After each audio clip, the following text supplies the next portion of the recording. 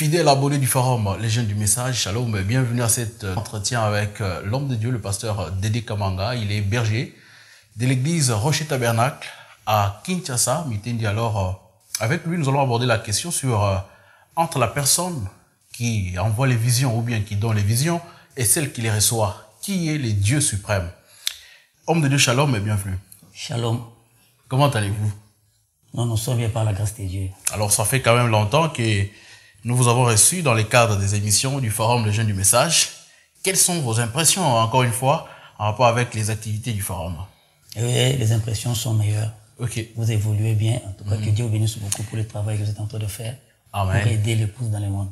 Merci beaucoup, pasteur. Alors, comme vous le savez, nous sommes ici pour vous poser quelques questions. Vous avez pu riposter à quelques incohérences que vous avez trouvées dans l'émission que nous avons tournée avec le pasteur Ben Mutombo et le pasteur Maloubé qui est des États-Unis. Il fallait répondre à la question de savoir, entre la personne qui donne les visions et celle qui les reçoit, qui est le Dieu suprême? Alors, d'après votre lecture, dans ce que vous avez pu écouter, le pasteur Ben Mutombo avait donné des citations qu'il avait mal placées. C'est pour cette raison que nous sommes approchés de vous pour avoir un peu de l'éclairage sur ce que le prophète dit réellement en rapport avec cette question. Est-ce que vous pouvez nous donner des réponses exactes ou bien l'éclaircissement sur les citations qui ont été mal placées par le pasteur Ben? Oui, merci, frère John 4. Ok. Je crois que par la grâce de Dieu, nous allons essayer un peu de donner quelques éclaircissements sur les citations du pasteur Ben Mutombo, réélu lors du débat avec le pasteur Maloubé qui est des États-Unis. Alors, moi-même, j'ai suivi le débat, j'ai suivi l'émission. Bon, j'étais vraiment, je peux dire, désolé de voir que les citations ont été mal placées. C'est vrai, mais il avait lu, mais la compréhension qu'il donnait était tout autre que ce que l'idée du prophète. Donc, il faisait dire à frère Banam ce que Banam n'avait pas dit, mais il lisait quand même frère Banam. C'est vrai ça. C'est pourquoi je voulais un peu qu'on puisse prendre quelques citations de ce que le pasteur avait lu et qu'on puisse donner les éclaircissements. Exactement. Je voudrais que vous puissiez d'abord éclairer l'opinion publique, les enfants de Dieu qui nous suivent, c'est vraiment net, sur ces citations et après vous allez maintenant donner la réponse à cette question. Voilà, donc je vous accorde le temps peut-être de donner chaque citation. Je crois qu'il y en avait 4 ou 5 qu'il avait lu. Vous lisez et puis vous donnez la version des faits du prophète. Ok, je peux commencer rapidement. Le pasteur Ben aurait lu la citation sur l'ange qui venait à frère Banam, c'est lui qui donnait des visions. Il avait lu sur à la brochure comment l'ange est venu à moi et sa commission. Prêché le 17 janvier 1955 au paragraphe 2. Frère Banam dit ceci: et une nuit j'ai vu notre Seigneur Jésus.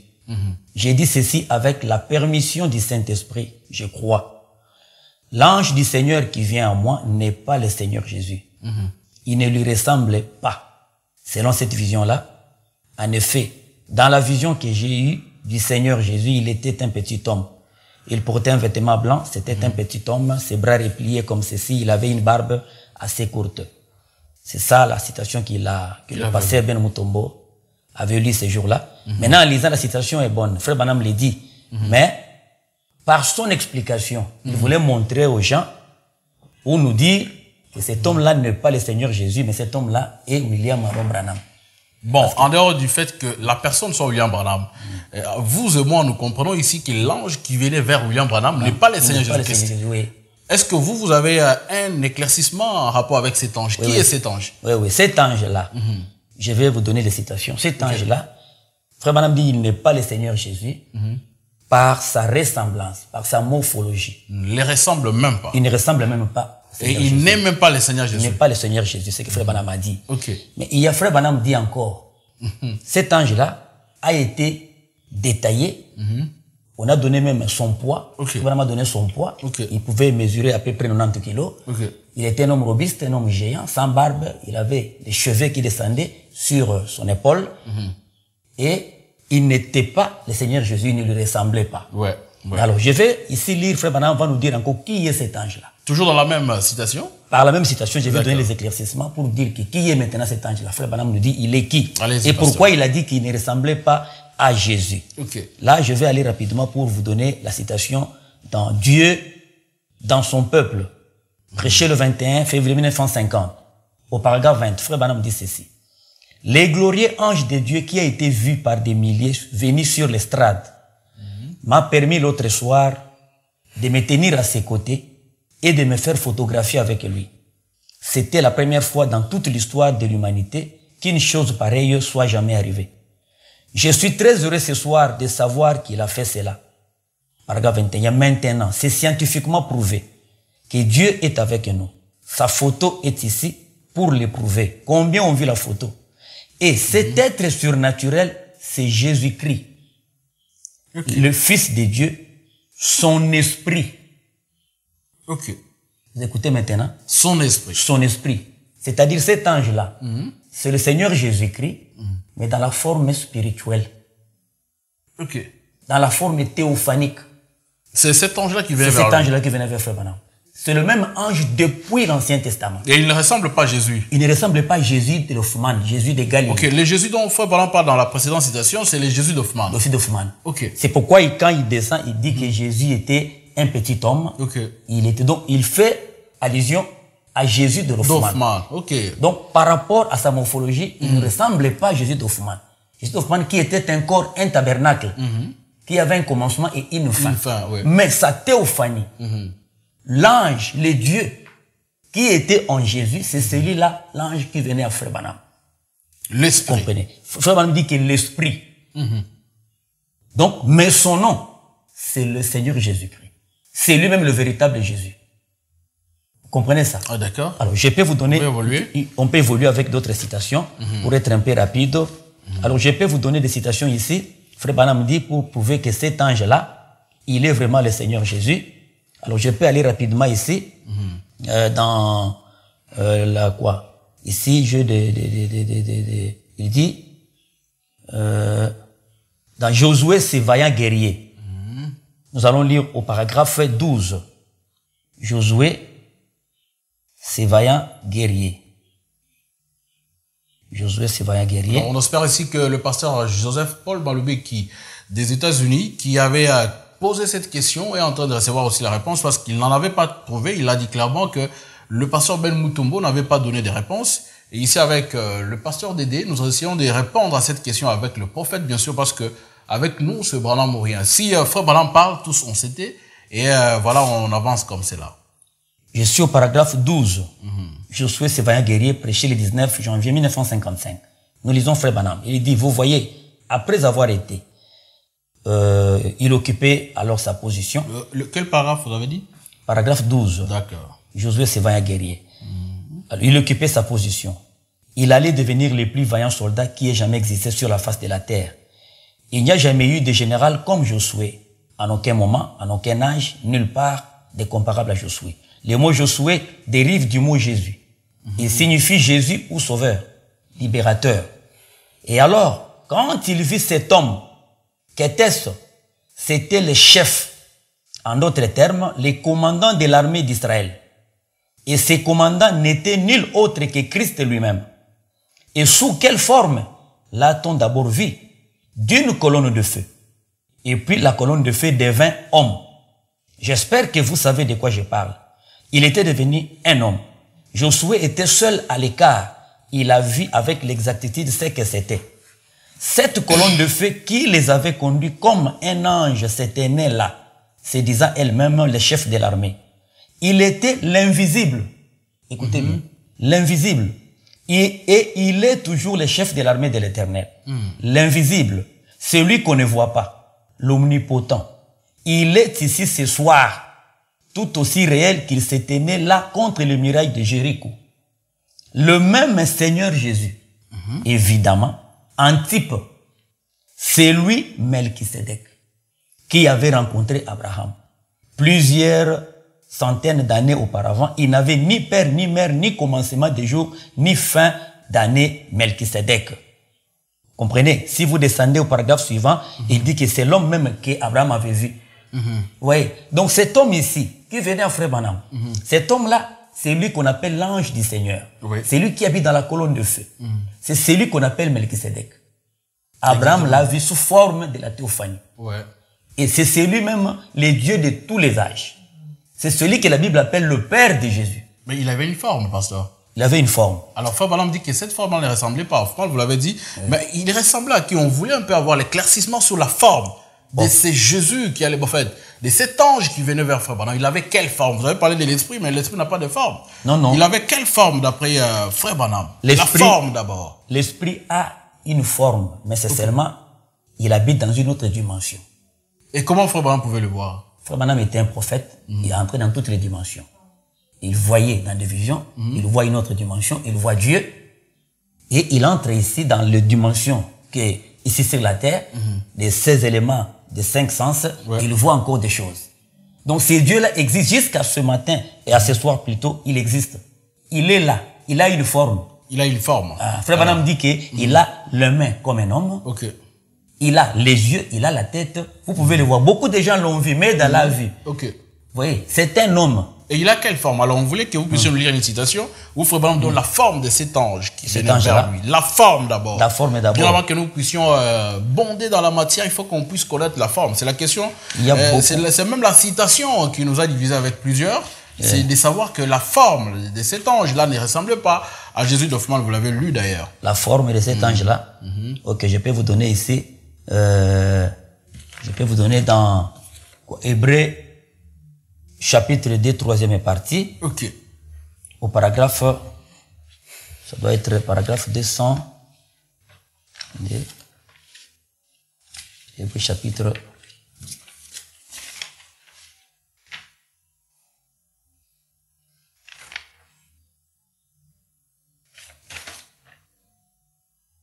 Donc, paragraphe 278.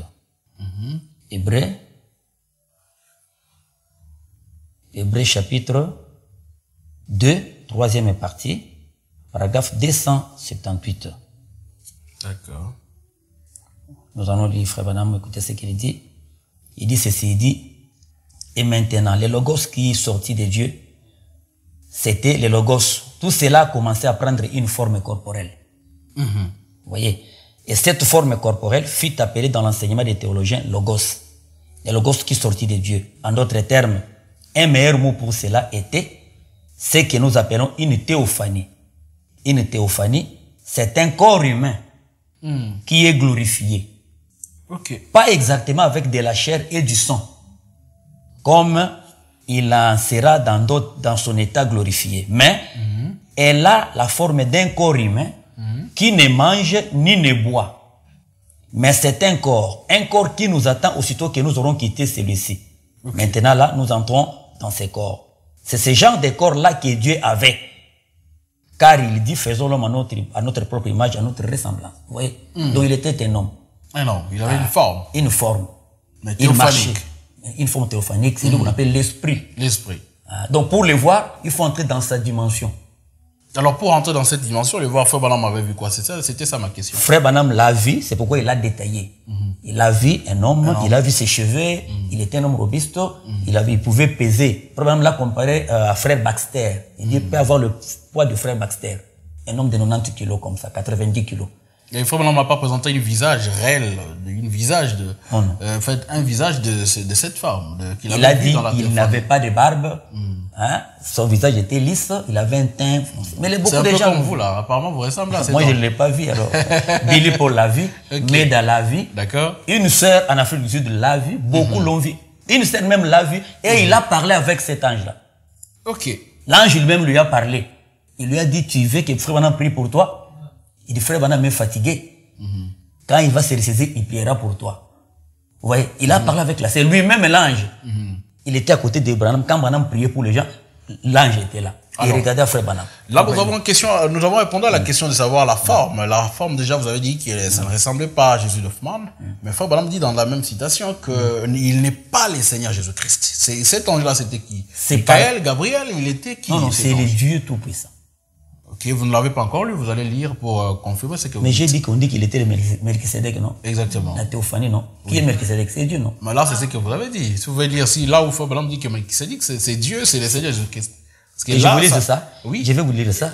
J'ai beaucoup de citations. Alors ici, frères et sœurs, vous qui nous suivez en direct, comprenez que nous serons en contradiction avec le pasteur Dédé, parce qu'ici nous représentons ceux qui ne croient pas comme lui.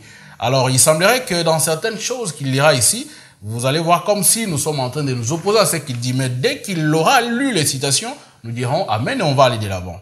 C'est un peu comme ça. Ok, je vais vous chercher une citation ici qui dit que Melchisedec... Ok. Je suis dans Melchisedec au paragraphe 57. Qui est ce Melchisedec? Paragraphe 57. Qui est ce Melchisedec? Paragraphe 57. Il dit ceci. Il dit, remarquez, sa première nature, c'était l'esprit. Okay. Dieu, surnaturel. D'accord. Les grands éternels. Deuxièmement, il commença à se donner une forme se rapprochant de la chair. Une théophanie. Comme on l'appelle, la parole, un corps. C'est donc l'état dans lequel il était lorsqu'il rencontra Abraham et qu'il fut appelé Melchisedec. Il était sous la forme d'une théophanie. Maintenant, nous allons y arriver et prouver cela dans quelques minutes si le Seigneur le veut. Vous comprenez que c'est Dieu. Oui, c'est Dieu. Donc c'est Dieu. D'accord, là c'est compris. Vous avez répondu à cette question, alors on va évoluer, prendre l'autre citation que le pasteur Ben avait lue et qui était sortie du contexte du prophète. Ok. Là, je crois que le frère et le sœur comprennent que pasteur Ben avait lu autre chose. Il avait expliqué autre chose. Donc l'ange là ne ressemble pas à Jésus de Galilée. Et il n'est pas Branham. Parce que Branham n'a pas 90 kilos. Branham n'a pas de cheveux qui descendent. De par les détails que Frère Branham donne, en tout cas, il est carrément différent de Frère Branham. Oui. Donc, il avait des cheveux qui pendaient. Il était Melchisedec. Vraiment, il était de teint foncé. De teint foncé. Il portait une frange. Ouais. Donc, il était plus robuste que Frère Branham. Donc, il n'est pas Branham. Donc, dire que c'est Branham, ça, c'est faux et archi faux. Ça, c'est tordre le sens des Écritures. D'accord, pasteur. Donc, on comprend maintenant que l'ange, là, c'est Dieu lui-même. C'est lui qui venait à Branham. D'accord. Ok, maintenant, je prends la deuxième citation. Il a fait d'autres déclarations, il a dit, bon, là, c'est sur des déclarations, il n'avait pas lu, quand il parlait de l'agneau révélateur qu'on doit adorer. Je me demande si c'est quel agneau qu'il faisait allusion. Mais celui qui a révélé les sceaux, il savait que c'est Frère Branham. J'ai des citations ici pour prouver l'agneau révélateur, l'agneau sanglant, c'est le Seigneur Jésus-Christ. Alors, commençons par là, pasteur. On commence par là? Oui, la personne qui a révélé les sceaux, nous savons qu'aujourd'hui, nous avons les livres des sceaux. Et vous savez que ces sceaux ont été révélés au Branham Tabernacle. Mais si vous lisez la Bible après 63. Alors, lisez là où Frère Branham dit que c'est lui qui a révélé les sceaux, ce n'est pas lui, c'est quelqu'un d'autre. Mais c'est le Seigneur Jésus qui a révélé les sceaux. Parce que les sceaux, quand nous lisons la Bible, dans Apocalypse, les sceaux ont été révélés au ciel, non? Il a pris le premier sceau. Quand Jean a pleuré, on a dit à Jean, non, il y a quelqu'un, les lions de la tribu de Juda, il a prévalu, ils peuvent toucher les livres et rompre les sceaux, n'est-ce pas? Oui, exact. Il a pris le premier sceau, il a ouvert. N'est-ce pas? Le deuxième, il a ouvert. Frère Branham m'a expliqué ce qui était dans les sceaux, mais les sceaux étaient ouverts depuis le ciel. Le premier sceau, on a vu ça. On a vu le deuxième sceau, les cavaliers blancs est sorti. Les sceaux étaient ouverts, non? Qui est cet agneau-là qui a ouvert les sceaux? C'est celui les révélateurs. Il n'a pas été cité dans la Bible. Il n'a pas donné son nom. Mais Frère Branham le cite, Frère Branham dit qui était-ce? Alors voilà, c'est pour ça que je pose la question de savoir qui est cet ange qui a révélé ces sceaux, en commençant par le premier jusqu'au septième. Jusqu'au premier, jusqu'au septième. Ok, je vais vous lire qui est d'abord l'agneau, les révélateurs. Qui était l'agneau? N'est-ce pas? Parce qu'on dit que l'agneau, il était peut-être comme immolé, on pense à Frère Branham. Je vais vous lire ici. Je commence d'abord au premier sceau. Premier sceau. N'est-ce pas? Le premier sceau.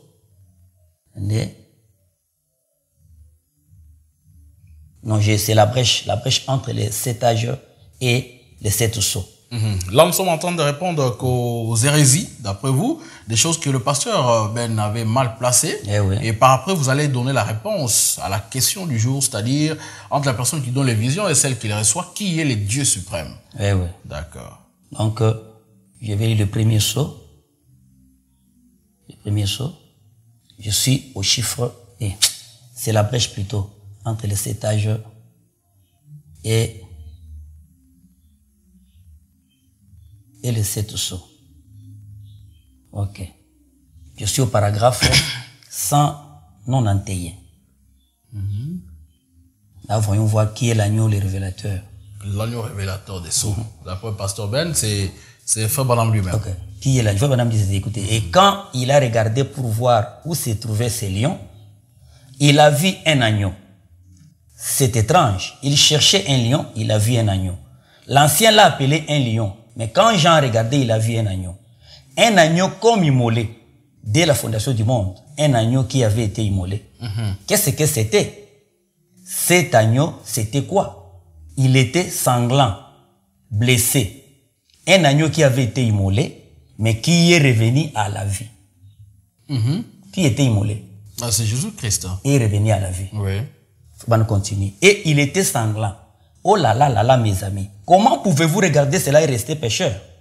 Un agneau s'est avancé. L'ancien avait dit un lion a vaincu. Les lions de la tribu de Juda.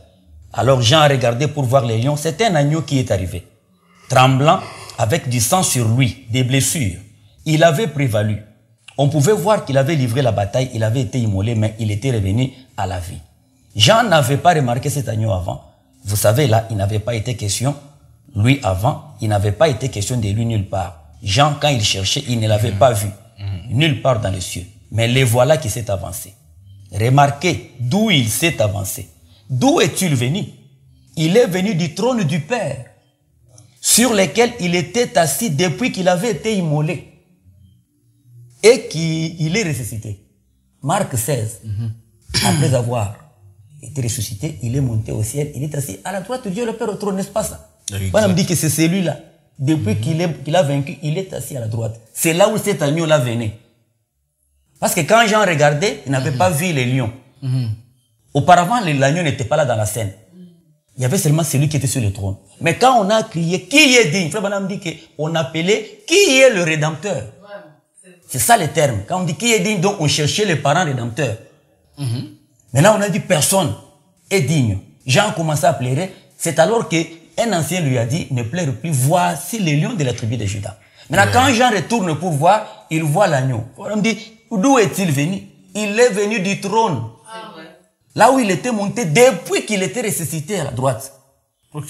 Il était sanglant, comme immolé. Pourquoi? Parce qu'il était mort et il est revenu à la vie. Et c'est la même chose entre l'agneau immolé et l'agneau comme immolé. C'est le même agneau. Le même agneau. Qui a été tué. Baba dit, si vous tuez quelque chose et que cette chose-là ne meurt pas, vous allez voir le sang qui va couler. Non.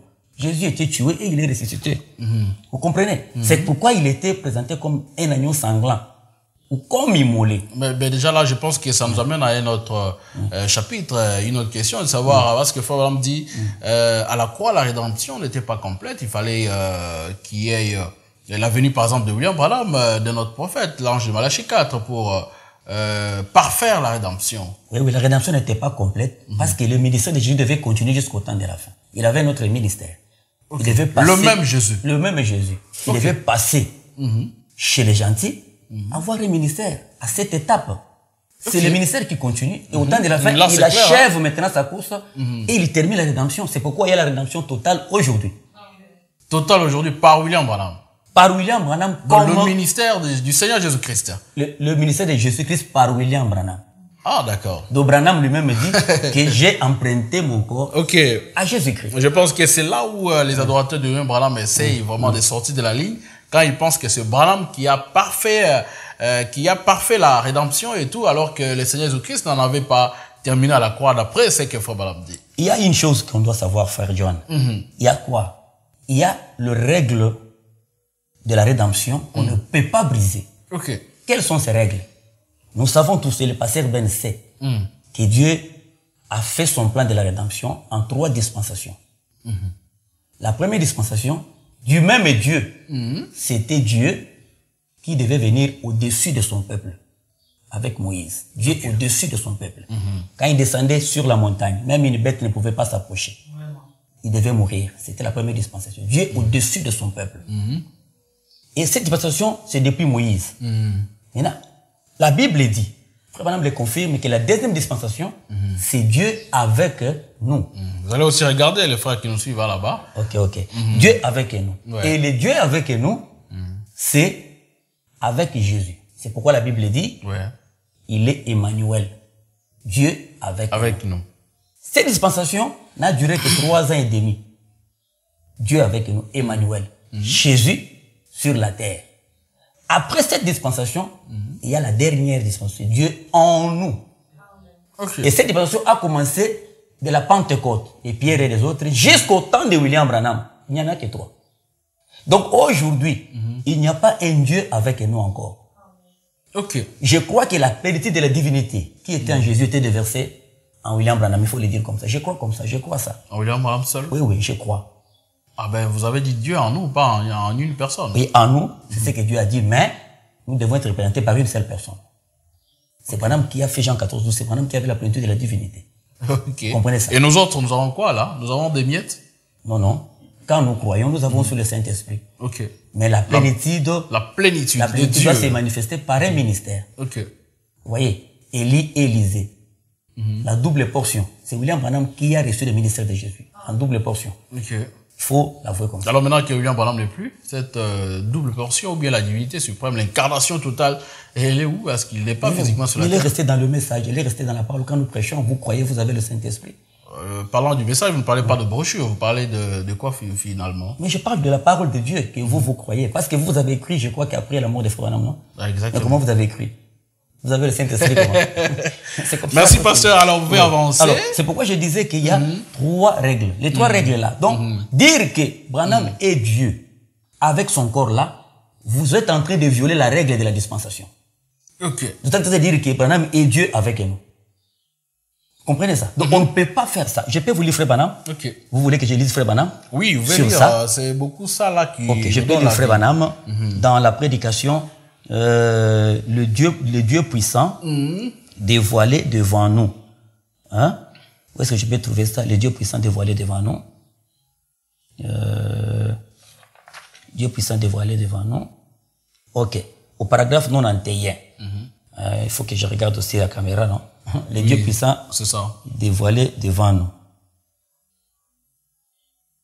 Le Dieu puissant. Ok. Dévoilé devant nous. Paragraphe 91.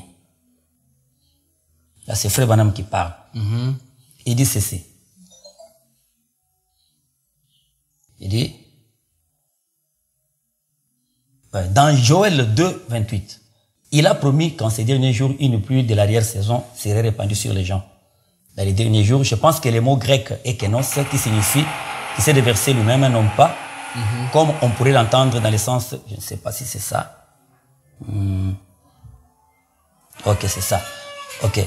Il dit, non pas comme on pourrait l'entendre dans le sens de quelque chose qui se trouverait à l'intérieur de quelqu'un, qui se serait vidé, mais il s'est déversé lui-même. Il changea un humorphe. Il est passé de ce qu'il était à ce qu'il est. Il ne change jamais de nature. Mais les jours de la Pentecôte, il s'est transformé de fils de l'homme en fils de Dieu. Il est venu, non pas avec les gens, mais il est venu dans les gens. Vous voyez, le même Dieu dans le but de poursuivre son ministère dans cet âge glorieux. Vous comprenez? Après la Pentecôte, il est venu dans les gens. Pas avec les gens. Okay. Mais en Galilée, il était avec les gens. C'est pourquoi la Bible dit qu'il a été fait chair. Donc Dieu, le Melchisédek que vous voyez là, il est le Dieu. Le corps de Jésus là, vous voyez, quand le corps est venu sur la terre, le Melchisédek est venu. Frère Branham dit que Melchisédek est devenu Jésus. Le corps de Jésus était un temple, un tabernacle, qui avait un commencement et une fin. Ouais. Mais le Melchisédek n'a pas de commencement et de fin. Maintenant, quand ils se sont embrassés pour devenir un, Madame dit que le Melchisédek était devenu Jésus. Donc pour dire que si vous allez au ciel aujourd'hui, vous trouverez le Seigneur Jésus, qui est le Melchisédek, qui est l'ange, qui est le tout, Elohim, tout, il est là. Comprenez? Vous avez parlé de l'incarnation, que William Branham aurait pris la plénitude en lui, mais au ciel, quand on ira au ciel, est-ce qu'on verra un Jésus à part et puis un Branham à part? Oui, Branham était allé au ciel, vous connaissez la citation, il a demandé où est Jésus. Et pourquoi sur terre il a pris la plénitude? C'était pour jouer quel rôle? Non, c'est pour faire le ministère, c'est pour la continuité du ministère de Jésus. Parce qu'au temps de la fin, Jésus devait revenir comme le Fils de l'homme. Ok, quand Dieu descend dans cette personne, il devient un, il est la divinité, l'incarnation suprême, la plénitude. Et pourquoi ne pas l'adorer? Encore un élément qui est venu de soulever. Nulle part dans les Écritures, on a dit qu'on adore l'homme parce qu'il a la plénitude. Non, on adore Dieu dans la plénitude. On adore dans Dieu cette dans personne. la plénitude. Voilà. On l'adore en esprit. Ok. Pas dans sa chair. Pas dans sa chair. On l'adore en esprit. Quand il vient comme le Saint-Esprit, c'est là qu'on l'adore. L'adoration se fait en esprit. Alors, c'est une autre question que nous allons aborder dans les jours qui viennent. Donc, c'est ça. Donc, il y a ça. Donc, c'était quoi la deuxième question? Pour être un peu rapide, je pense que c'était... Je peux prendre rapidement la deuxième citation que le pasteur Ben Mutombo aurait lue. Oui. C'était sur... non. Où est-ce qu'il a dit ça? Attendez. Je peux prendre la troisième. Il a dit la main sur la chemise. La main sur la chemise, oui. Ok. Cet événement a eu lieu. L'empreinte de la main gauche de William Branham sur une chemise d'un serviteur de l'église réformée hollandaise qui faisait un débat, discussion avec son frère. L'autre croyait, lui croyait, l'autre ne croyait pas. Il est allé prier et il y a une empreinte d'une main gauche. Alors, le pasteur Ben Mutombo a dit que cette main, l'ange s'est identifié par sa main, la main de Branham. Ouais, c'était exactement la main de Branham. Vous refusez ça? Non, je refuse pas. C'était exactement la main de Branham. Mais pourquoi c'était la main de Branham? Oui. Pourquoi? Est-ce que je peux vous lire une citation? Oui, vous pouvez lire. Ok, je peux vous lire. Alors. Pourquoi c'était la main de D'abord, j'ai lu ici dans Hébreu, chapitre 2, troisième partie. Frère Branham dit que cet ange-là n'avait pas de corps de chair ni de sang. Quelqu'un qui n'a pas de corps de chair, mais il a un corps, c'est-à-dire il n'a pas des empreintes digitales. N'est-ce pas? Il doit utiliser un autre corps pour avoir des empreintes. Maintenant, quand Dieu descend au temps de la fin, il dit à Branham, ne fume pas, ne bois pas. Quand tu deviendras grand, j'ai un travail à faire avec toi. Branham dit, il cherchait mon corps, je lui ai emprunté mon corps. Maintenant, quand ces dieux-là entrent dans le corps de Branham, vous voulez qu'il touche avec quelle main? C'est ça, des genres de questions que les adorateurs de Branham n'arrivent pas à aborder. C'est ça. Il y avait cet ange-là comme celui, il l'a appelé depuis son enfance. Il lui a dit quoi? Ne bois pas, ne fume pas, parce que j'aurais utilisé ton corps par après. Mais qui est cette personne-là Mais quand il utilise le corps, ça devient un tabou. Ah ben non. Lui n'a pas un corps de chair. Lui n'a pas de main. Mais il a de mains spirituelles qui n'ont pas des empreintes. Maintenant, quand il veut donner un signe à un homme qui voit dans le physique, mais il doit utiliser quelque chose de physique. Or, le physique que Dieu utilise, c'est le corps de Branham. Il ne peut toucher qu'avec la main de Branham. Le corps dans lequel il s'était incarné. Mais c'est incarné. Ouais. Non, c'est clair. Alors, je peux lire une citation ici pour être un peu clair. Hein. Je pense que c'est dans prends la verge et convoque l'assemblée.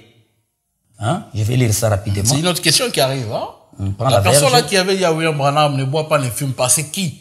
Parce que mais c'est l'ange là, c'est Dieu. Mais c'est lui, c'est l'ange. Et ils disent que c'est Branham est Dieu. Mais alors que on lui avait dit ne bois pas, ne fume pas. La personne qui lui donne les ordres, les orientations et tout, vous dites que c'est lui là, la personne là n'était pas Dieu et que c'est lui Branham qui était Dieu. Alors c'est du méli-mélo là. Donc c'est comme ça. Compliqué. Il faut comprendre que les gens n'ont pas vraiment. C'est quoi? Prends la verge. 7. Ok. Prêcher le 27 août 1950. Le prophète dit, je ne suis que sa voix. Il est une personne surnaturelle.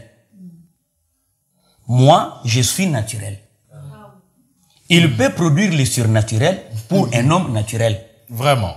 Il glorifie. Il proclame sa voix. Il se sert de mes mains. Pasteur Ben, écoutez, Pasteur Ben Mutombo peut suivre vraiment minutieusement cette question. Donc, il se sert de mes mains. Il se sert de mes yeux pour voir des visions. Il se sert. Qui est ce il là? Il se sert de mes oreilles pour nous dire pour nous dire c'est pourquoi l'esprit se sert de vous. Alors, il se sert de main de Branham. Mais quand il touche, il veut toucher avec quelle main? La main de Branham. C'est clair. C'est la main de Dieu suprême. Il s'incarne. Vous savez ce qui s'est passé dans le ministère de Frère Branham? C'est exactement ce qui s'est passé au temps d'Abraham. Frère Branham dit que l'homme qui était venu devant Abraham, il était Jésus incarné. J'ai la citation ici. Jésus incarné. Et aujourd'hui, nous avons au ministère de Branham Jésus incarné. Réincarné, si on peut le dire comme ça. Comprenez? Donc, le corps de Branham n'est pas le corps de Dieu. Mais Dieu était dans Branham. Vous comprenez? Dieu est en Branham. C'est pourquoi, si Branham, son corps était Dieu, mais Joseph devait être d'office un Dieu. Exactement. Comment est-ce que le sang de Dieu le sang de ne puisse pas engendrer un Dieu? Ils allaient commencer aussi à adorer. Donc on devait avoir Billy, Dieu, tous ces enfants-là devaient être de Dieu. Sarah, Branham, les Rebecca. Parce que le sang de Branham, c'est le sang de Dieu. Vous savez pourquoi Jésus n'avait pas eu de femmes? Si Jésus aurait eu des femmes, il allait engendrer des dieux. Il allait déranger le plan de la rédemption. C'est ça. C'est pourquoi il est resté le fils de l'homme singleton. Parce que Jésus, vous savez, Jésus, la plénitude qui était en Jésus, il était aussi en Branham. C'est l'Écriture, nous croyons comme ça. Mais le corps de Jésus et le corps de Branham, il y a la différence. Par rapport au corps. C'était quoi la différence? La différence, il y en a beaucoup. Je peux vous donner des exemples. Regardez Jésus. Jésus, quand il est né, Frère Branham dit que Jésus connaissait toutes choses depuis son enfance. Donc vous parlez de Jésus de Marie? Jésus de Marie. Il allait faire des débats avec des prédicateurs. Il était petit enfant. Il connaissait ce qu'il était. Et un jour, il a dit à Marie, femme, pourquoi tu me cherches? Tu sais que je dois faire l'œuvre de mon père. Donc il connaissait ce qu'il était. Ouais. Comprenez? Mais Branham, quand il a vu la colonne de feu, quand on lui a parlé, Branham a fui. C'est vrai. Ne fume pas, il a fui. Il est allé chez sa maman. Maman, pleurait, quelqu'un m'a parlé comme ça. Vous voyez, donc Branham, on lui a prêché pour comprendre ce qu'il était. Mais Jésus connaissait ce qu'il était depuis son enfance. Quelle précision. Donc il y a la différence entre les corps de Jésus, bien que tous les deux corps ont eu la même plénitude, mais il y a la différence. Vous comprenez? Regardez encore Jésus. Regardez Jésus. Jésus, devant Jean-Baptiste et les prophètes, Jésus a enseigné Jean-Baptiste. Jean lui a dit, je ne peux pas te baptiser. Il a dit, accomplissons chaque écriture. Comme pour dire que les types doivent être accomplis. Moi, je suis l'agneau, toi, tu dois me laver. Exact. Où est-ce qu'il avait cette connaissance-là? Qui lui avait dit ça? Il avait fréquenté aucune Donc, église. il connaissait toutes choses. C'est pourquoi même dans son langage, Jésus parlait et dit, en vérité, je vous l'ai dit. Mais Branham dit, ainsi dit le Seigneur. Comme Moïse. Donc, il y a la différence. Il faut mettre un peu le point sur les i. Il faut montrer aux gens. Quand vous dites que la plénitude de Jésus, Branham, les gens pensent que non, ils ne sont pas les mêmes. Mais par rapport au corps, ils sont différents. Je vais vous lire une citation ici. C'est dans Qui est ce Melchisedec. Donc, il ne faut pas tromper les gens. Il faut dire aux gens des choses telles qu'elles sont. Il dit, écoutez, au paragraphe 68, Qui est ce Melchisedec?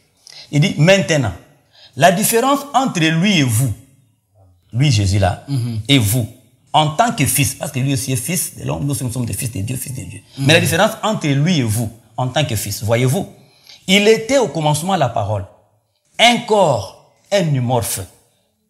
Il est entré et il a vécu dans la personne de Melchisedec. Puis plus tard, nous n'avons plus jamais entendu parler de Melchisedec, parce qu'il est devenu Jésus-Christ. Melchisedec était le sacrificateur, mais il est devenu Jésus-Christ. Or, écoutez maintenant, vous avez contourné cela, parce que sous cette forme, il connaissait toutes choses. Et vous n'avez encore jamais été capable de connaître cela. Écoutez, vous êtes venu comme Adam, comme moi, Branham. Vous êtes venu comme Adam, comme moi. Nous avions contourné la théophanie. Écoutez, il va terminer. Vous avez passé de la tribu à la chair. Donc, on quitte de la tribu à la chair. À la chair. Pour être tenté. Mais lorsque cette vie ici sera terminée, si cette tente où nous habitons sur la terre est détruite, nous en avons déjà une autre qui nous attend. C'est là que nous allons. C'est la parole. Comprenez? Là, nous pouvons regarder en arrière et voir ce que nous avons fait. Maintenant, nous ne les comprenons pas. Nous ne sommes encore jamais devenus la parole. Nous sommes simplement devenus l'homme chair. Vous voyez? Donc, Jésus, lui, il a quitté de la parole, la tribu, à la théophanie, la parole, et dans la chair. Mais Branham, et tout le monde, Moïse, ils ont quitté de la tribu directement. Nous avions contourné ça. Voilà. C'est pourquoi Branham ne comprenait pas ce qu'il était. On devait le prêcher. Quand il a vu des visions, il est allé demander au pasteur, le pasteur lui a dit quoi? Ce sont des visions sataniques. Branham a pleuré. Il devait aller demander. Oui. Il devait aller demander est-ce que c'est Dieu aussi. Mais Jésus, lui, connaissait toutes choses. Donc, ils sont différents. Donc Jésus... en rapport avec la main, la question sur la main, c'est Dieu, le Dieu suprême, qui a utilisé la main de Branham parce il l'a utilisé d'ailleurs depuis son enfance. Oui. Depuis son enfance. C'est pourquoi Branham dit qu'il était une personne surnaturelle. Exactement. Et moi, je suis une personne... Donc la main de Branham, c'était en quelque sorte la main de Dieu en ces temps-là. Oui. Donc Dieu, s'il veut vous visiter, il visite dans la forme de Branham. De Branham. Parce que Branham était le temple qui cachait Dieu. Et s'il pouvait, par exemple, tester sa main, c'était la main de Branham qu'il pouvait utiliser. C'est la main de Branham qu'il devait utiliser. Alors, la question est claire. Alors, on veut prendre une autre question. Okay, une autre déclaration qui sortait des Saintes Écritures. Oui. Il a dit, il a lu la foi transmise au sein une fois. Okay. Paragraphe 66, là où Frère Branham dit que on peut lire ça. Là où Frère Branham disait que la personne qui est sous la lumière, c'est celui qui m'a envoyé. C'est celui qui m'a envoyé. Mais c'est clair, la photo de l'ange du Seigneur. Alors, nous allons lire la citation pour vous montrer comment le pasteur Ben a tordu le sens. Quand j'étais rentré de voir ce qu'il disait, j'ai dit, mais ça c'est grave. Voilà, je suis parti même chercher cette photo. Oui, je vais qu'on lise avec vous cette citation. Illustrer. Okay. Vous allez lire la citation et vous allez me montrer la personne qui est en dessous de la colonne de feu. Okay. Il était clair qu'en dessous de cette colonne de feu, il n'y avait que William Branham. En dehors de William Branham, il y avait la chair, peut-être, je ne sais pas si c'était la chair dont il parlait, ou bien les micros qui ressortaient aussi de cette photo. La foi transmise au sein. Si elle est quelque part ici, on peut nous donner aussi, on va illustrer. La foi transmise au sein, une seule fois pour toutes. Maintenant, madame, dans tout ceci, mon intention n'était pas de vous garder debout ici devant le public. Je vois que vous portez des lunettes. Naturellement, cela montre quelque chose qui ne va pas. Ok, merci. Vos yeux sont malades. Je ne veux pas que vous parliez. Je veux juste que vous me répondiez tout simplement. Que vous répondiez tout simplement. Maintenant, toute l'audience sait que nous sommes des inconnus l'un à l'autre. Que nous ne nous connaissons pas. Que nous ne savons rien l'un de l'autre. À ce que je sache, eh bien, Jésus est ressuscité des morts. Avez-vous déjà vu cette petite photo qui a été prise cette fois-là, où il y avait cette lumière au-dessus? Vous savez cela. Je pense, avez-vous déjà vu cela? Eh bien, pour moi, écoutez maintenant, c'est le signe qui m'a été donné à ma naissance. J'ai raconté cela. Il se pourrait qu'il y ait, je ne peux pas répondre du témoignage de quelqu'un d'autre. Je dois répondre du mien, voyez-vous. Et puis, quand elle est apparue. Elle parle de la colonne de feu. La colonne de feu. Quand elle est apparue, sous elle, il y avait un homme. Et c'est lui qui m'a envoyé faire ceci. C'est vrai que cela venait de Dieu. Et c'est vrai que cela venait de Dieu, elle se confirmera. Maintenant, quand le pasteur Ben Mutombwali, il vous montre directement quand elle est apparue. Oui, la colonne de feu. Sous elle, sous la colonne de feu, il y a un homme. C'est celui qui m'a envoyé faire ceci. Voilà. N'est-ce pas ça? Oui. C'est ce que vous comprenez là. Oui, c'est ce qui Mais je vais vous dire ceci. Frère Branham n'a pas dit qu'il a parlé de la photo. Oui. Il a parlé du signe qui est apparu à sa naissance. N'est-ce pas? Il dit, cela m'a été donné comme signe à ma naissance. Vous avez vu la photo? Et quand elle est apparue, sous elle, il y a un homme. Madame ne parle pas de la photo. Il parle de la colonne de feu. Il parle de la colonne de feu qui est apparue à sa naissance. Sous elle, il y a un homme qui m'a envoyé. À sa naissance, sous elle, il y avait aussi William Branham. C'était le petit garçon dans le berceau. Non. Et sous elle, la colonne de feu est apparue. Dans la colonne de feu, là, il y a un homme. La colonne de feu, c'est le manteau de Dieu. Il y a un homme dans la colonne de feu, il sort. C'est celui dont nous parlons. Quand il entre là-bas, il se voile de la colonne de feu, mais il sort. Ok. Il sort de la colonne de feu. Il y a un homme. La colonne de feu n'est pas seulement une lumière. Couvert, oui. Il y a un Dieu qui habite dans la colonne de feu. Vous comprenez? C'est pas en dessous, mais sous elle. Ah, sous elle. C'est-à-dire la colonne de feu couvre une personne. Ah, Branham n'a pas dit que sous elle, la personne qui est sur la photo. Pas en dessous de cette colonne de feu. Il n'a pas dit ça. Sous elle, c'est-à-dire quand elle était apparue, voilà la malignité du diable. Sous elle, il y a un homme qui m'a... Donc, il parle de l'ange qui est dans la colonne de feu. Qui est sous couvert. Sous couvert, là. Il ne parle pas de la photo. Lui, il fait l'amalgame pour prendre la photo brandie. Sous elle. C'est comme ça qu'il coupe les citations. Vous comprenez? Donc, il prend des citations, il coupe en morceaux pour faire dire à Branham ce que Branham n'a pas dit.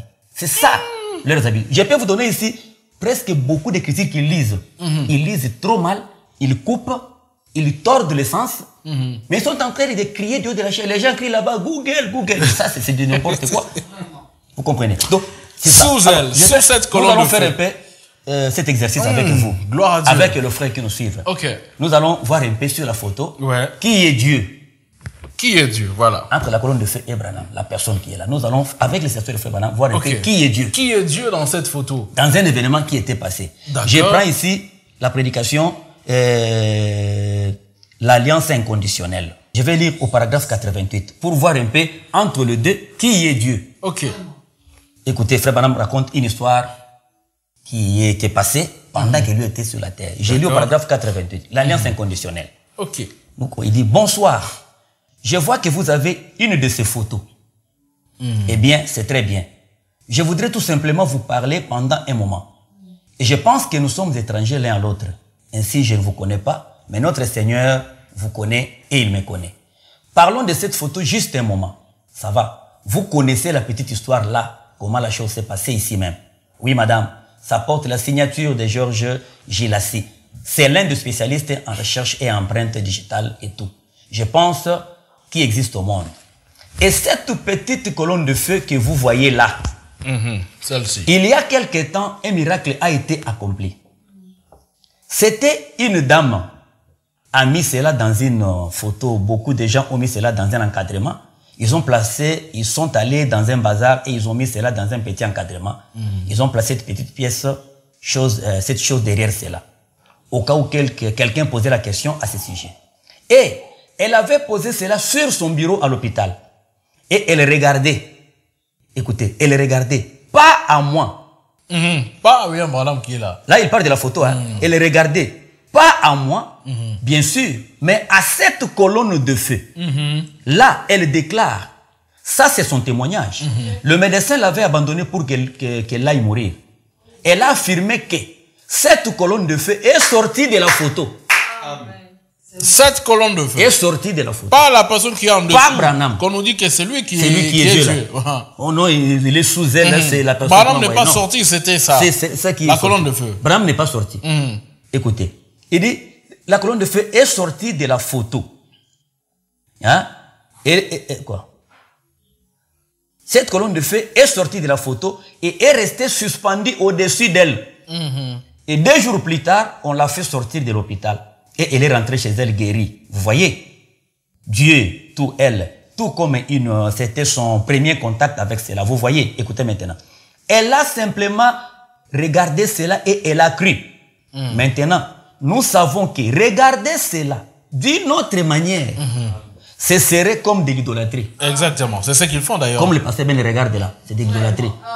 Dire que non, sous elle là, c'est la personne, c'est de l'idolâtrie pure et simple. Et Frère Branham avait compris ça depuis. C'est ça. Vous regardez dans un autre angle. Que la colonne de feu, c'est de l'idolâtrie. Donc, le frère, ce sont des idolâtres. C'est pourquoi moi, je ne les appelle pas les adorateurs.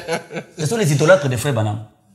Les adorateurs, c'est nous. Nous sommes les adorateurs parce que nous adorons les vrais dieux. Le Seigneur Jésus-Christ. Parce que le frère Branham dit, pour ce qui est d'adorer un homme, on adore seulement le Seigneur Jésus.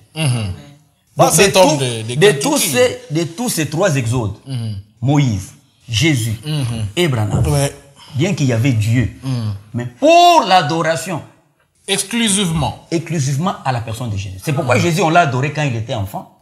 Les mages l'ont adoré. Quand il est ressuscité, il était encore adoré. Donc Jésus a reçu l'adoration pendant qu'il était un homme. Vous comprenez? Exactement. Donc il y a des choses qu'il faut balayer. Mais d'ailleurs, dans ses conclusions, Frère Branham dit que ce n'est pas ma photo, c'est sa photo. C'est pas la photo de l'ange. Ce n'est pas la photo de William Branham. Branham n'est pas ici. Donc Jésus était digne comme un homme de recevoir d'abord l'adoration. Exactement. Et quand il est devenu le Saint-Esprit, il est encore toujours adoré. Gloire à Dieu. Vous comprenez? Donc Branham, comme un homme, n'a pas droit à l'adoration. Et adorer Branham, c'est de l'idolâtrie pure et simple. Pure et simple. Donc, il faut qu'on dise les choses comme elles sont. C'est clair. Hein? Donc ici, si vous regardez sous elle, ça ne veut pas dire que non, Frère Branham, mais tout, c'est lui. Il a tordu le sens de la citation, bien-aimé. Il a toujours tordu. Moi, je l'ai écouté une fois, j'ai dit, mais comment des gens peuvent rester derrière l'entrée de crier, donner de l'argent, payer des billets pour des mensonges, des choses comme ça. Mais il faut qu'on parle de fanatisme aussi. Hein. Mais c'est grave. Mais ils ne regardent pas leur salut. Parce que je l'ai entendu dire que non, Abraham, il a adoré cet homme. Moi, si je l'adore, je n'irai pas en enfer. Non, Abraham n'a pas adoré cet homme-là. Abraham a adoré l'esprit. Il a identifié l'esprit qui était dans l'homme. Frère Branham le dit à même. Le corps, peu importe, parce que déjà le corps était un homme sale et tout. Qui était dans l'homme, c'est l'esprit qu'Abraham appelait Elohim. Abraham était un aigle. Pas l'homme qui était assis là, mangeant du lait, puis buvant du lait. Il dit l'esprit. C'est comme ça que les choses sont précisées. Donc, vous ne pouvez pas aller dire des choses comme ça. Là, la messe, la chemise, et un homme sous, je crois que vous avez compris. Sous là, les enfants de Dieu qui nous suivent aussi ont compris que sous, c'est pas sous, en dessous. Frère Branham parle d'autre chose. Il a dit encore quelque chose, puis quand Frère Branham est allé prier chez les Carter, George Carter. Il a dit, Frère Branham était sorti en lui-même. Il a dit la citation, Frère Branham mon corps était en l'air et je me suis vu aller prier pour quelqu'un. Il a dit non, c'est la doublure de Branham qui était donc c'est l'ange là. Non, c'est faux. Frère Branham dit ceci, il explique, il dit, quand vous recevez le Saint-Esprit, vous devenez un autre double. Ouais. Même vous. Ouais. Quand vous avez le Saint-Esprit, vous êtes un être double. Vous pouvez dormir comme ça et voir votre corps là-bas et vous quelque part. C'est ce qui est arrivé chez Frère Branham.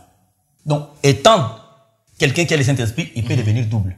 Vous comprenez? Vous connaissez la citation, non? Oui, c'est clair. Apocalypse, livre des symboles. Frère Branham l'a dit, quand vous recevez le Saint-Esprit, si on peut le lire. Non, là, c'est clair, on peut sauter. C'est des citations que les enfants de Dieu alors, je peux lire une autre citation ici pour donner encore des précisions sur ceux qui nous suivent. Frère Branham l'a dit dans une ligne de guérison, paragraphe 32, une ligne de guérison, on peut lire ça, parce qu'il y a des gens qui nous suivent quand même, ils doivent avoir quand même des citations pour se défendre. Parce qu'on ne peut pas accepter des choses comme je suis au paragraphe 32. Donc tout le monde peut être double. Vous dormez, vous voyez votre frère Branham dit ceci. Il dit beaucoup d'entre vous qui faites des rêves, vous vous souvenez des choses que vous avez rêvées il y a des années et des années. Et c'est vrai. Eh bien, vous étiez quelque part. Une partie de votre être s'est trouvée quelque part. Vous comprenez? Sinon, cela ne serait pas enregistré dans votre mémoire. Donc, vous pouvez vous trouver ici. Moi, je me suis déjà vu une fois, quand j'ai écrit le message, je me suis vu, moi, ici, ma famille était en train de pleurer mon corps là-bas. Moi, je me vois, mais moi, j'étais ici, je me vois là, mort. Ma famille me pleurait, ma famille charnelle. Il est mort, mais moi, j'étais en train de me regarder. C'est ça. Quelqu'un qui a le Saint. Quand vous recevez la nouvelle, vous devenez double, ouais. C'est ça que Frère Branham a dit. Oui, c'est clair. Mais dire que l'ange, c'est celui qui était dans Branham, il est sorti, non, c'est faux. Ce n'est pas ça. Vous savez, quand Frère Branham est allé au ciel, écoutez, il a laissé son corps, non? À côté de Méda. Oui. Mais c'est le corps là, le Branham qui est sorti. C'est celui-là, le vrai Branham. La doublure de Branham. Et quand il est allé au ciel, est-ce qu'on a dit que c'est toi Jésus, c'est toi Dieu? Le corps était là. C'est lui qui est sorti là. Il est allé au ciel. Il a demandé où est Jésus. On lui a dit qu'il est à la 7e dimension. Donc Jésus existe bel et bien au ciel. Alors qu'on dit là-bas chez les adorateurs, par exemple, qu'il est serpent, et il est le diable et tout, les serpents au ciel. Posez-leur la question, Jésus est devenu serpent quand? Ça c'est la confusion. Il est devenu serpent quand? Quand il était l'agneau immolé avant la fondation du monde, il était le serpent. Donc l'agneau qui était dans la pensée de Dieu, c'était le serpent. Parce que Jésus était immolé avant la fondation du monde. Avant qu'il ne vienne. Ce qu'il a fait au calvaire, c'est l'accomplissement de ce qui était dans la pensée de Dieu. Donc, dans la pensée de Dieu, c'était le serpent qui a été immolé avant la fondation du monde. Et quand il est venu au calvaire, il est mort au calvaire, conformément aux Écritures. Ésaïe l'a dit. Il sera tué, il sera enterré. Donc, c'était le serpent qui devait être tué comme ça. Donc, Ésaïe était en train de raconter l'histoire d'un serpent.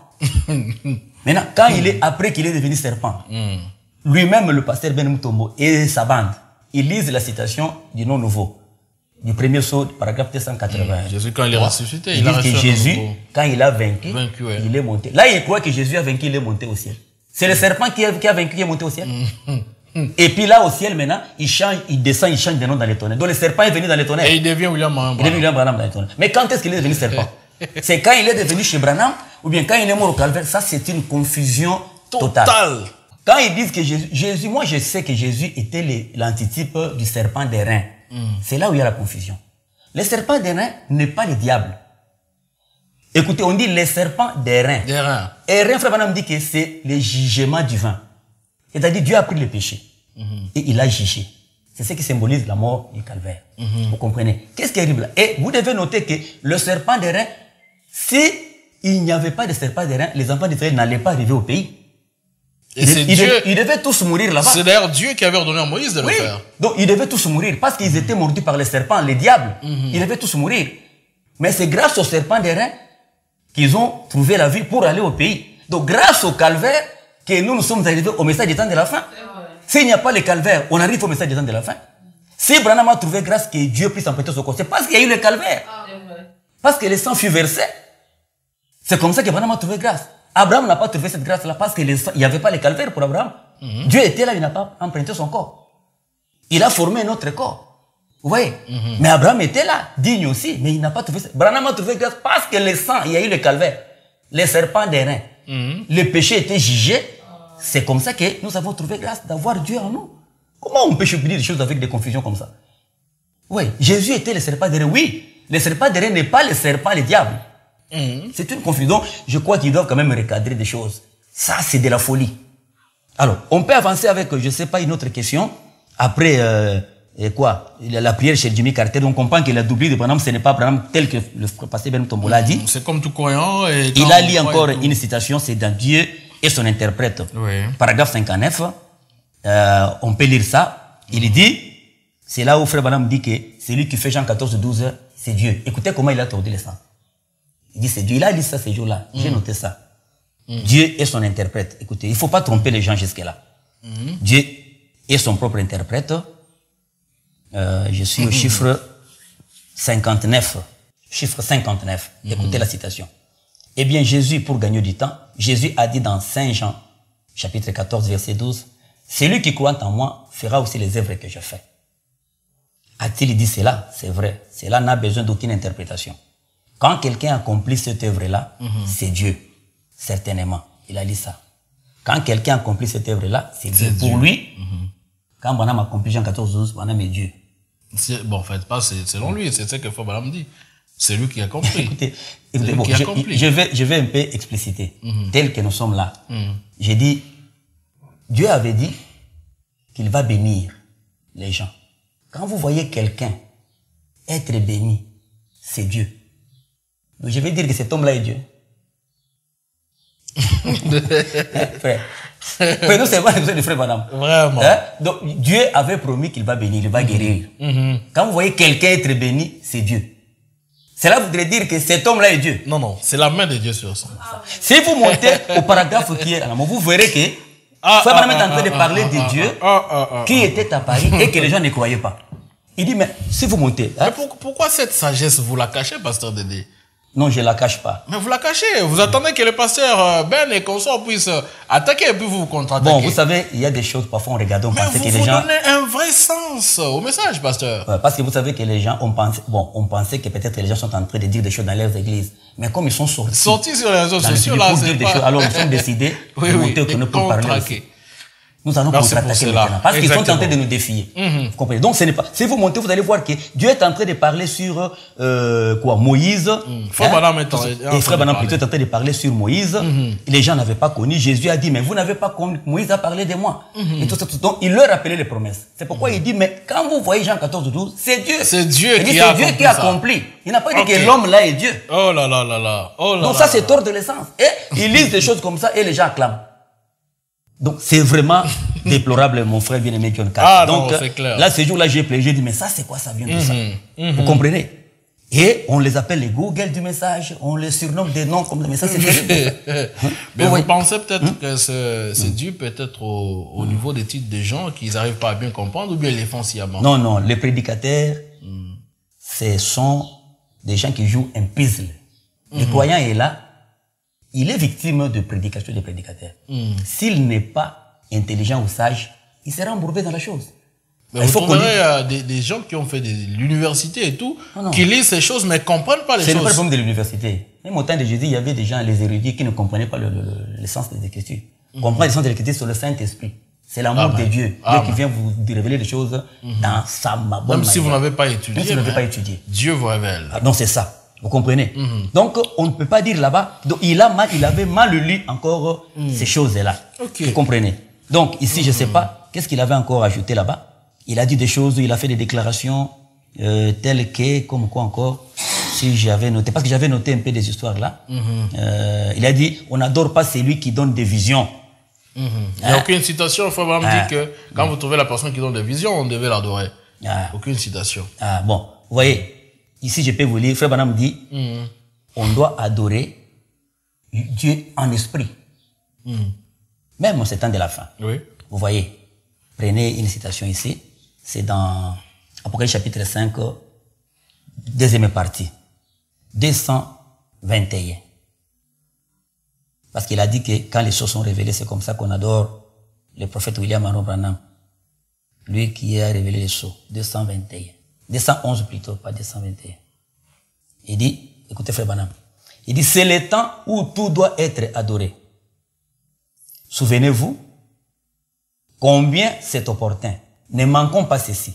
Quand tous les mystères de l'âge de l'Église sont révélés, tous les mystères du plan de la rédemption, c'est lorsque ces sceaux furent ouverts, immédiatement après ceci, maintenant regardez, c'est le moment où tout ce qui est dans le ciel et tout ce qui est sur la terre adore Dieu.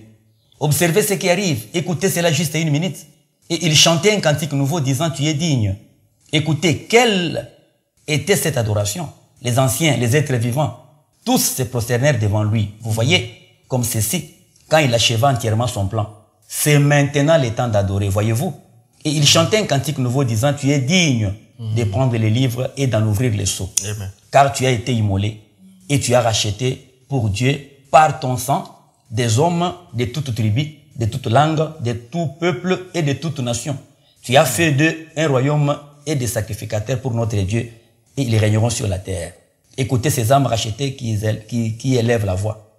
J'ai regardé, j'ai entendu la voix de beaucoup d'anges autour du trône et des êtres vivants, des veillards. Leur nombre était de milliards, de myriades. Hein? Il disait d'une voix forte, l'agneau qui a été immolé est digne de recevoir la puissance, les richesses, la sagesse, la force, l'honneur, la gloire et la louange.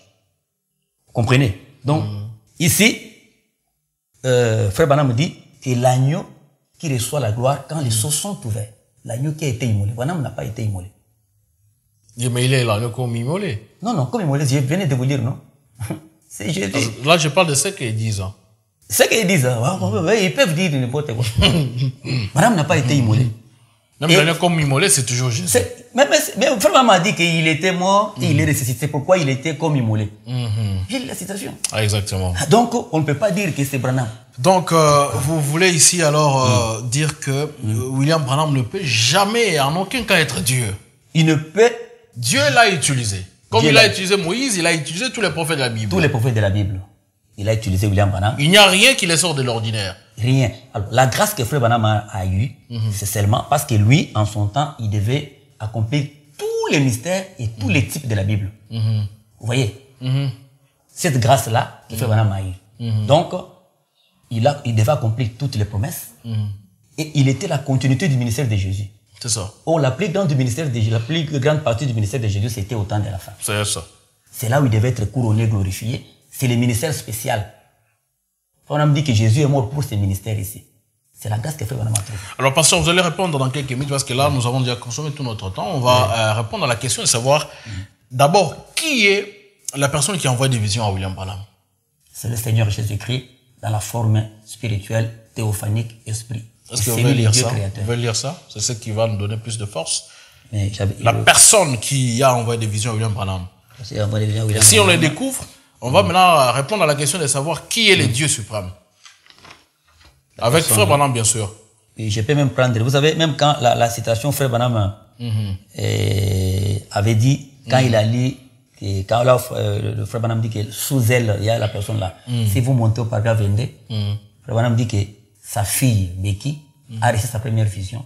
Jésus est venu lui donner la vision dans la nuit. Dans la même citation, lue par le pasteur Ben. La même prochaine. Vraiment. Paragraphe 22, il dit que ma fille Becky, elle a eu sa première vision. Elle a vu le Seigneur Jésus venant dans la nuée, il lui a donné sa première vision. Le Seigneur Jésus. Le Seigneur Jésus, non. Mais au paragraphe 22. Maintenant, au paragraphe 106, c'est là où il dit que sous elle, il y a un homme. Vous comprenez? D'accord. C'est comme ça. Vous voulez nous lire quelques citations qui confirment que c'est le Seigneur Jésus-Christ qui donnait des visions à William Branham, justement pour répondre à tout ce que les adorateurs de William Branham ont pu donner comme réponse, disant que c'est William Branham lui-même qui s'envoyait des visions. Même si vous prenez même, quand Frère Branham a vu les 7 visions, il a dit quoi? Qui lui a donné ça? On peut lire ça. Quand il a vu les 7 visions, événements, visions de grande importance, c'est dans... Ils sont d'ailleurs en train de s'accomplir. Le 7 âge, page 313. On peut lire le paragraphe, le deuxième paragraphe. Il dit, l'âge de la Odyssée a commencé vers le début du XXe siècle. Peut-être en 1909. Combien de temps durera-t-il en tant que serviteur de Dieu, qui a eu des quantités de visions, dont aucune n'a jamais failli? J'ai prédit. Mais je ne dis pas que je prophétise, mais je prédis que cet âge se terminera aux alentours de 1957. Si vous voulez bien me permettre ici une note personnelle, je vous dirais que je fonde ces pronostics sur cette vision de première importance qui se sont succédés devant moi un dimanche matin, en juin 1933. Le Seigneur Jésus m'a parlé en disant que la venue du Seigneur était proche. Mais qu'avant son retour, cet événement de première importance allait se produire. Je les ai tous notés et ce matin-là, j'ai raconté la révélation du Seigneur d'après la première vision. Mussolini allait envahir, ainsi de suite. Le Seigneur Jésus m'a parlé. M'a parlé. Donc c'est Jésus-Christ qui donne des visions à Ah oui, bon homme. Mais seulement il est dans la forme spirituelle. La théophanie, le Melchisédek. C'est lui le Dieu de tous les. C'est pourquoi Banam dit Jésus-Christ est le même hier, aujourd'hui éternellement, mais dans les moindres détails, à l'exception de son corps physique. Amen. Donc c'est Jésus qui était devant Abraham. Dans le corps physique, il n'est pas le même. Il vient en Galilée, il prend une autre forme. Une autre forme. Il vient au temps de la fin, il emprunte le corps d'Abraham, une autre forme encore. Mais il est le même, c'est-à-dire le même ange là, le même Melchisédek qui est dans tous les âges.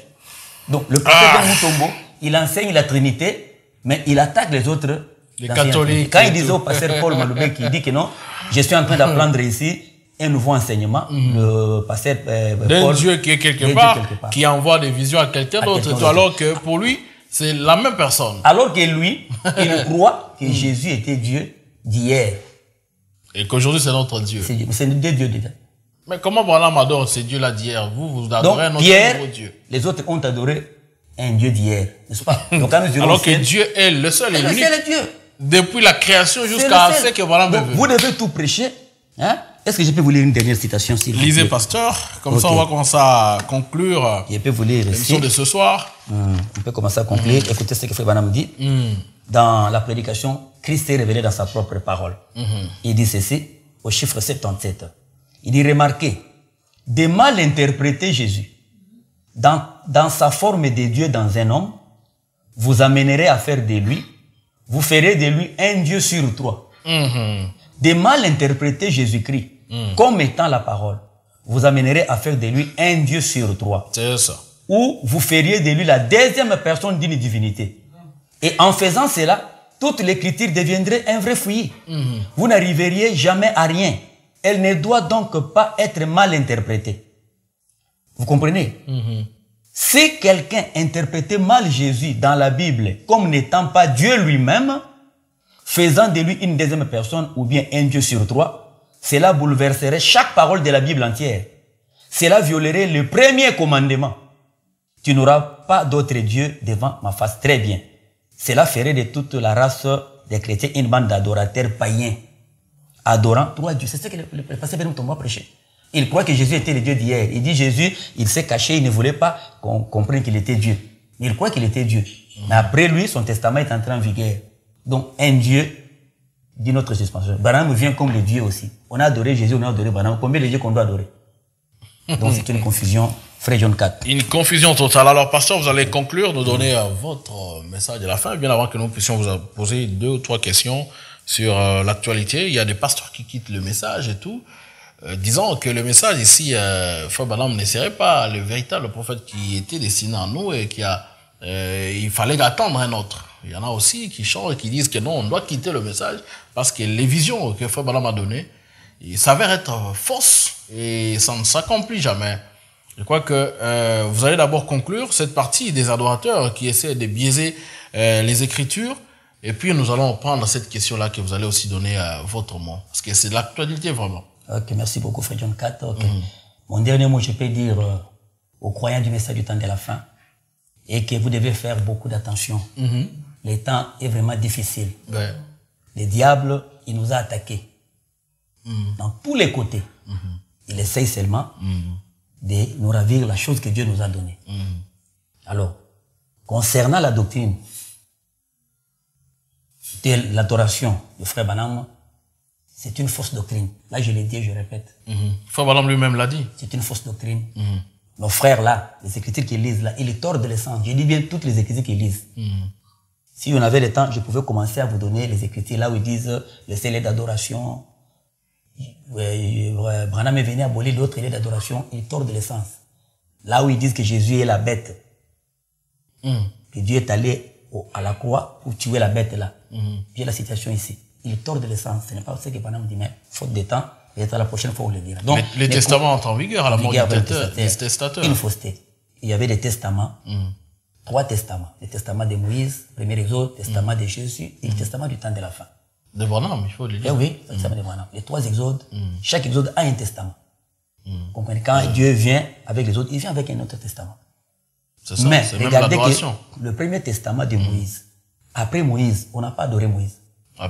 Mais après Jésus, on l'a adoré Jésus. Jésus, il était adoré même pendant qu'il était vivant. Il n'a pas entendu son départ. Il a dit à la femme samaritaine que je suis le Messie, je suis le Christ. Il a dit à Pierre que je suis le Christ. Il s'est identifié comme le Christ. Jésus n'a pas caché sa divinité pour attendre que le testament... Quand dire que le testament entre en vigueur, oui, c'est juste. Cela voudrait dire quoi? Le testament entre en vigueur après la mort du testataire. Cela veut dire que après le départ du testataire, son testament va prendre de la valeur, sera connu. Des choses qu'il aurait dit d'avant. Avant. Donc, quand Moïse est parti, Josué a continué. C'est là qu'on a commencé à lire Moïse beaucoup. Plus Moïse, oui. C'est ça, ça entre en vigueur. Quand il est encore là, les gens vont le négliger. Et même si on parle du testament, quand il était là, il a dit clairement qu'on ne peut pas l'adorer. On ne peut pas l'adorer. Regardez Jésus. La femme lui a dit, est-ce que tu es le Christ, Messie? Il pouvait dire que non, je ne suis pas le Christ, c'est le mensonge, c'est du diable. Il a dit, je le suis. Donc, je le suis, moi qui te Quand parle. il a dit à Pierre, qu'est-ce que ces gens disent de moi? Que dites-vous de moi, le fils de l'homme? On dit, tu es Jérémie, tu es tel, mais vous qui êtes avec moi, que dites-vous de moi? Tu es le fils de Dieu, le Christ. Il a dit, c'est mon Père qui te l'a révélé. Chose que Branham n'a jamais. Il n'a pas dit que non, c'est du diable, c'est le mensonge, ça vient de l'enfer, attendant qu'il puisse partir. Non, non. Mais Branham, lui, quand on lui dit que c'est toi le Christ, il dit ça vient de l'enfer. De l'enfer. C'est le diable qui vous révèle ces choses. Ça, ce sont les faux fuyants. Vraiment. Des choses qui ne tiennent pas. Dire que non, donc c'est une fausse doctrine. Et moi, je suis là, je me suis porté garant pour défendre la doctrine de Jésus. De William Aaron Branham. Je suis un vrai auxiliaire de William Branham. Amen, amen. Donc je les défendrai jusqu'à la fin. Merci beaucoup, pasteur. Je crois que dans les prochaines... Maintenant, pour les questions... Oui, justement, par la question de savoir, vous les anciens, c'est vous qui nous avez amené ce message. Et savoir que depuis un certain moment, vous commencez à nous désorienter. On se demande la génération qui viendra après vous, nous qui sommes en train de grandir encore, si jamais il y a des ministres parmi nous, qu'est-ce qu'ils vont prêcher? Parce que vous avez amené le message. Aujourd'hui, vous dites que non, le message, Frère Branham n'était pas un prophète destiné à nous, et que Frère Branham a donné des fausses prophéties. Vous êtes aussi parmi ces anciens. Qu'est-ce que vous voulez dire?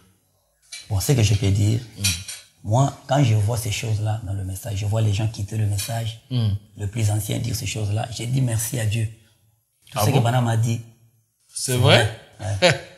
J'ai dit même à mes enfants, ils le savent à l'église, j'ai dit vraiment, je suis loué Dieu. Pourquoi? Vous savez, Frère Branham dit que le message du temps de la fin, c'est le tableau, c'est le type ou l'antitype de la marche d'Israël. Si vous voulez comprendre ce qui se passe aujourd'hui, regardez seulement la marche d'Israël.